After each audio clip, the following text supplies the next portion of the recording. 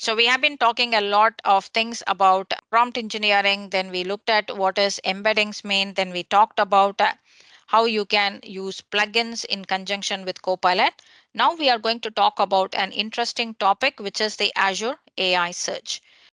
Azure AI Search is actually a search solution that is available on the Azure platform.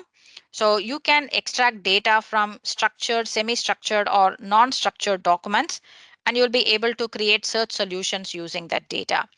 So the search results will contain only your data that you have provided. So for instance, if you provided the structured, semi-structured and non-structured documents for search service, the response that you are going to get from the Azure AI search will contain only the data that you have provided. So it is a PaaS solution, and Microsoft, they manage the infrastructure and availability so that your organization can benefit without the need of purchasing any dedicated hardware resources.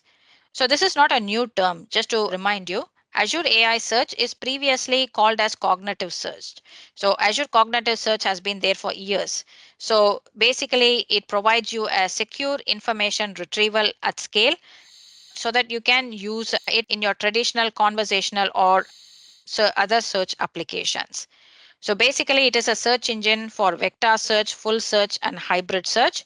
It can do a rich amount of indexing. You can do vector queries, text search queries, or hybrid queries. And also, you can add cognitive capabilities to that search. So if I look at the capabilities of Azure AI Search, it is a feature-rich vector database by itself. So a lot of people were looking for what is the vector database I should be using in the market. If you want to bring in all your data and put that for searching capability, then go ahead and put that in the Azure AI Search. So because Azure AI Search itself is a feature-rich vector database. It can ingest any data type from any particular data source. And also it has got seamless data and integration. It is a seamless data and integration platform. It supports the state of the art search ranking, and it provides you an enterprise ready search foundation. So you don't need to even go anywhere. So if you are thinking about implementing a search database, go for Azure AI Search. So some key features I talked about, right? It can pull data from any sources. It can support full text and as well as analysis. So if you want a simple query or if you want a full Lucene type of query syntax, you can use it in Azure AI Search. It is an AI powered search. Basically, it's not about just looking for content in text. You can also look at content from images, audio, and video files. It is multilingual. So actually, it provides linguistic analysis for up to 56 languages. So you can ask the question in natural language format and it will be able to provide response.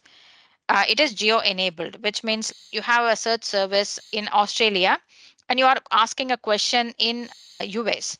Basically, like it can provide geo search, which means you can have the search service in a nearest proximity to a physical location.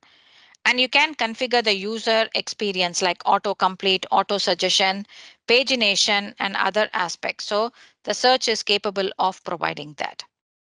This is a quick architecture pattern around how the Azure AI search works. So basically, you can have the data either in the cloud or in your on premises behind a firewall.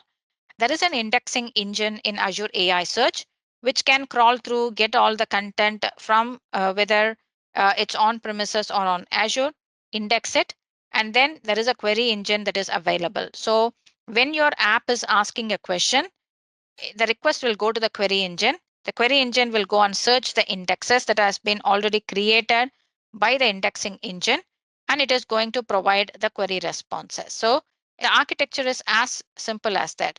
But as part of the indexing process, the AI enrichment of your data will happen. So for instance, if it has images, it is going to extract information and index it from those things also. And it will also do what we call it as the semantic ranking. So when you're asking for something, right, it has to rank the search results. So it will apply semantic ranking, which is nothing but context based ranking.